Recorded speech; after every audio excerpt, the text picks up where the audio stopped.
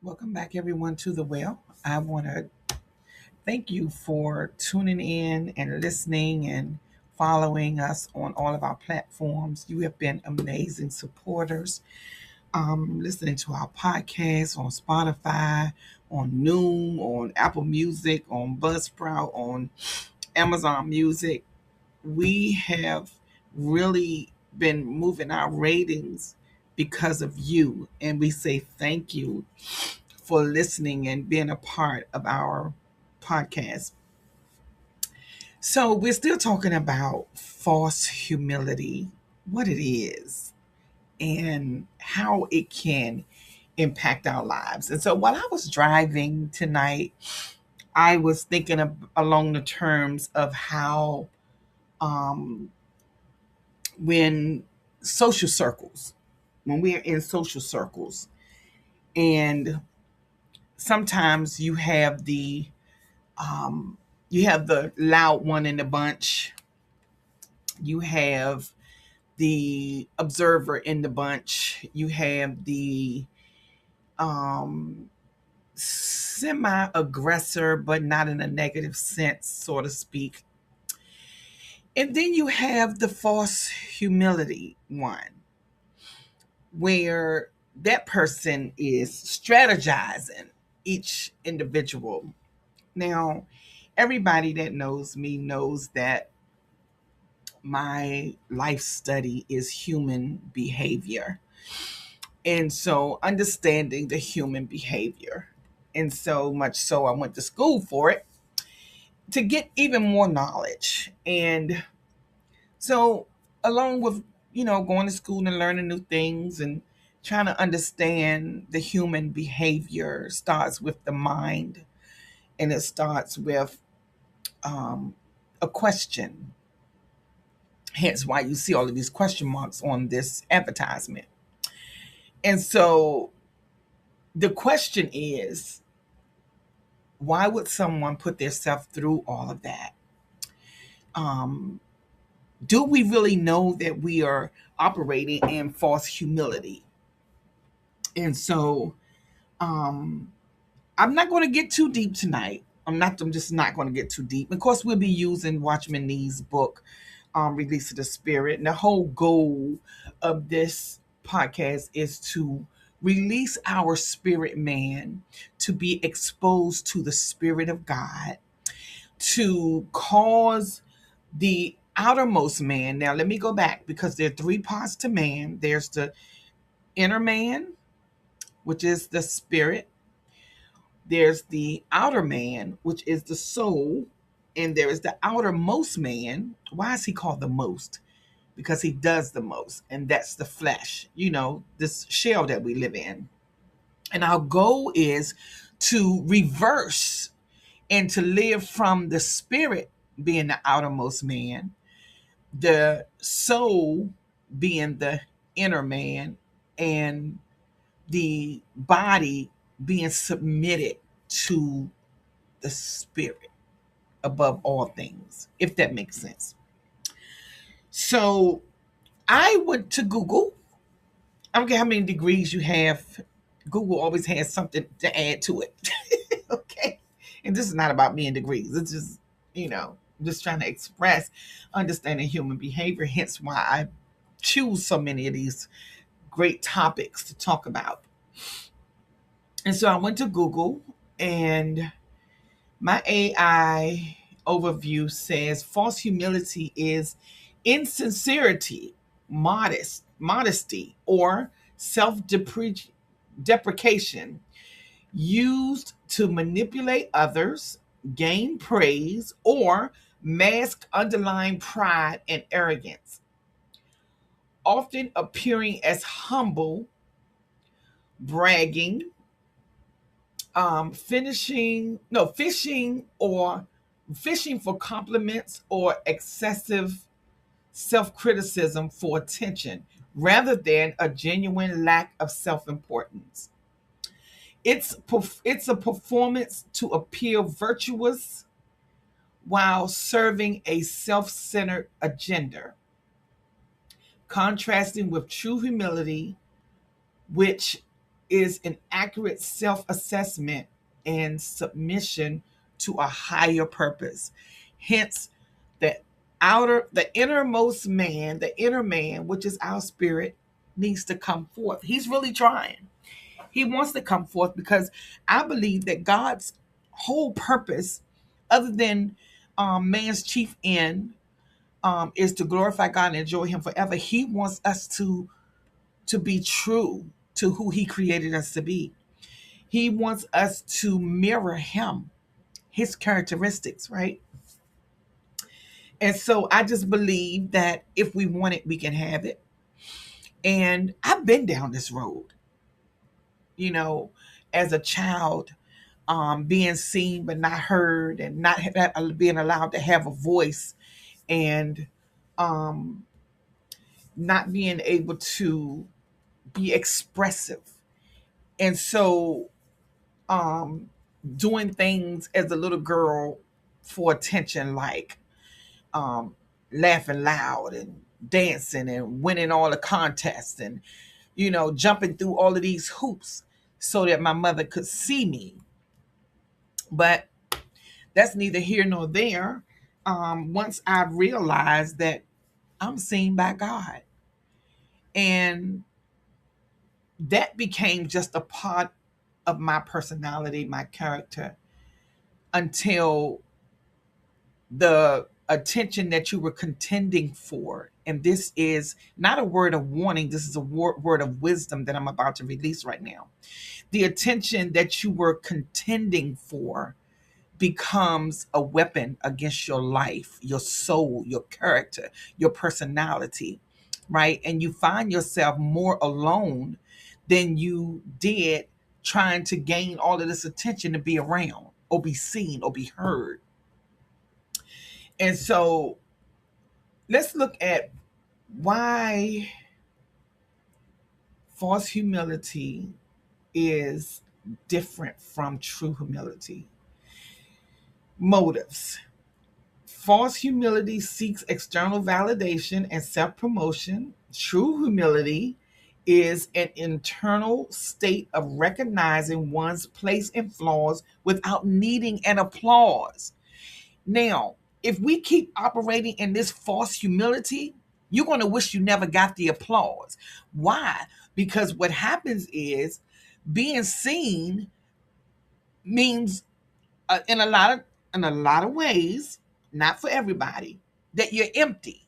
So when it's time to release or demonstrate what you're trying to get people to pay attention to, and it's not there, that's not good. Because now people will not only look at you as being a false person, a person of false humility, but they'll look at you as a liar. You see how all of this false and lies and the enemy just keep stirring you in that direction, and your character becomes more and more defamed. My God, I said something. Let's talk about a root. False humility stems from pride or insecurity. True humility comes from self-acceptance and a focus beyond oneself. Now, I'm going to put a pin here. Some people, and I'm going to say some of us, just from my understanding and my life experience, a lot of times, a lot of learned behavior, a lot of rejection, a lot of abandonment, a lot of misunderstanding of your place and your acceptance and non-acceptance, and how it was portrayed to you, or how you experienced it, could be you not knowing that you're operating in false humility. Why? Because that has been a part of your character all your life. You've seen it mimicked at home.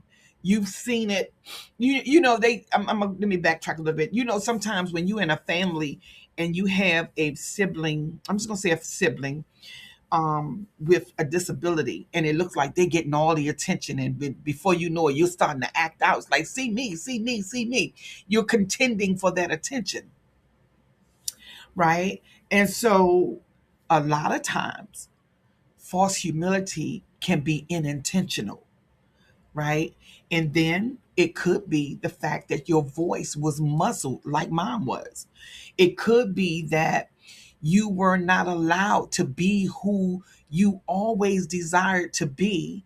And therefore, you became this person operating under the umbrella of false humility, right? I got to get somebody need to pay attention to me. Somebody need to hear me. Somebody needs to see me, right? And so a lot of that could be fuel for your insecurities, right?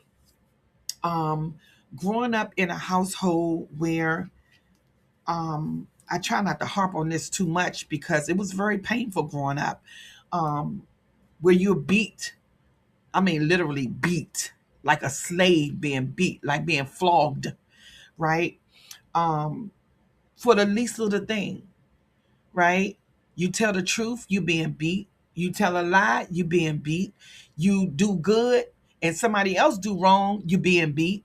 And so constantly, um, when the Lord delivered me from that bondage, um, so I thought I ended up leaving a abusive household to get married to an abusive man. You kind of see that? So my voice again now is being muzzled, right?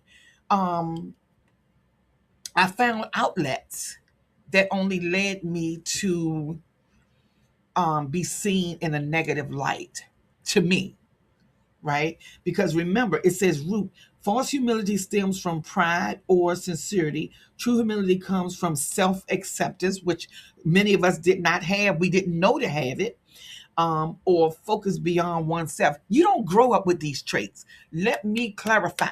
Just like a newborn baby doesn't grow up to be a murderer or a raper or a malicious, vicious drug dealer or a harmful person or an abusive wife or abusive husband, you're not born that way. These traits happen along our lives. It happens along our life. I really want to bring some of my notes on the human development, from infant to toddler, from toddler to adolescence, from adolescence to teens to adults, and how when we don't get when we don't get certain things that we don't know that we need, the balance, the love, the nurturing, the support, where I was raised in a house where we were raised with the fist of fear, right? And so you better not say certain things, you better not act a certain way, so your best bet was just to be quiet. Just be quiet, just to be safe. And even sometimes quietness will get you tied up, stuck behind a couch, punched, beat, all of these types of things, right? And so false humility doesn't, my shame. Glory to God, heal us today, oh God, doesn't necessarily have to be something that you're intentionally portraying. You can have false humility sometimes and not even know it. But when we come into the realization that there is a God, there is Elohim, there is a creator, there is a a love that goes beyond where we are, what we've seen, what we've experienced, what we've been privy to, what's been stamped on us unknowingly. Like false humility can be a part of that stamping. A lot of people who grow up in families who are poor tend to follow that same pattern. Um, People that grow up in households where people are constantly angry and mad and hitting and hurting tend to grow up under that auspice, right? And so I'm flipping this false humility today from being something that is so horrible when you don't know. When you don't know, you can't do right.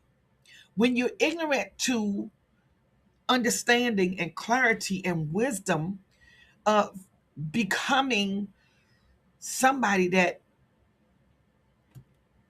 is accepted just as they are, flaws and all. But remain teachable.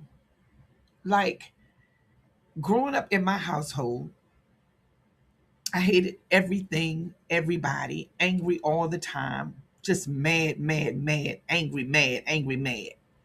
But all I wanted to do was break away from what I grew up in, only to move right into an even worse situation, right? And I never thought that I would be able to escape this life of this cycle of abuse, bullying, being bullied at home, at school, in a marriage, just constant. So you build up this defense, and the first person that comes and says, "How are you?" You say, "This is my moment. This is my chance, and this is my chance to be heard. This is my chance to be seen. This is my chance to express something that's down on the inside," right? And how does false humility fall into that? Because now it becomes attention seeking versus, you know what? I'm not okay. I I I had this, or I experienced that, or this went on, right? What false humility does, it makes you as a woman end up in the bed with the wrong person, or the person that you should not be in bed with, right? Now you done given your body to somebody, and now you got these illegitimate children, right? Just for term's sake, just for term's sake. But it happens, right? Or you end up in a narcissistic relationship where the person shows you, makes you think that they really care about what you're doing, but at the same time, they are um, seeking a way to control you because you're so needy for attention through false humility. Let's look at the word action. False humility is a performance to be seen as humble. True humility is simply just being humble. I want to say to you today, it's okay that you were wounded.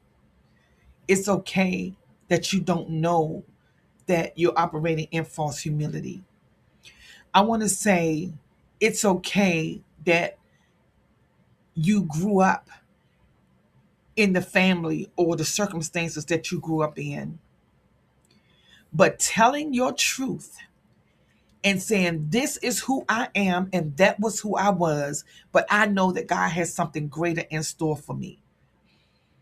I learned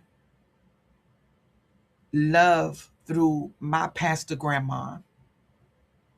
She showed me something different. I wet the bed, I sucked my thumb, I was afraid all the time, but I did not realize that a hug could go a long way. Just a hug, right?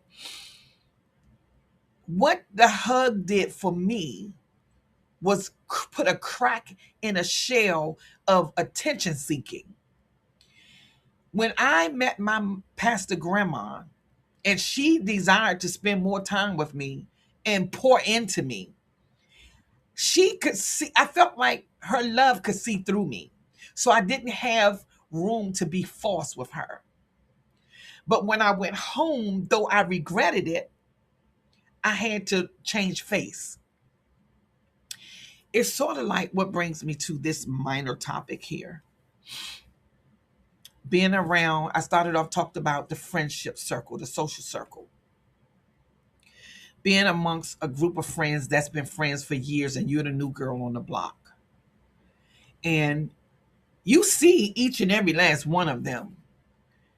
And you say to yourself, well, I don't match this one, or I don't match that one, I don't match this one. So I'll dumb myself down to match the one closest to me. in personality, in character, or in profession. That's another form of false humility. When we dumb ourselves down, we're not showing up as our true selves. Oh my God, that's our time. We have to get out of here. We're going to pick this up again in another segment. This was only supposed to be a 3-day segment, but I know that you will be blessed by this. So when God sees us, when we expose our heart, our pain, our issues, our circumstances, our past to Him, He can bring true humility. How do we do that?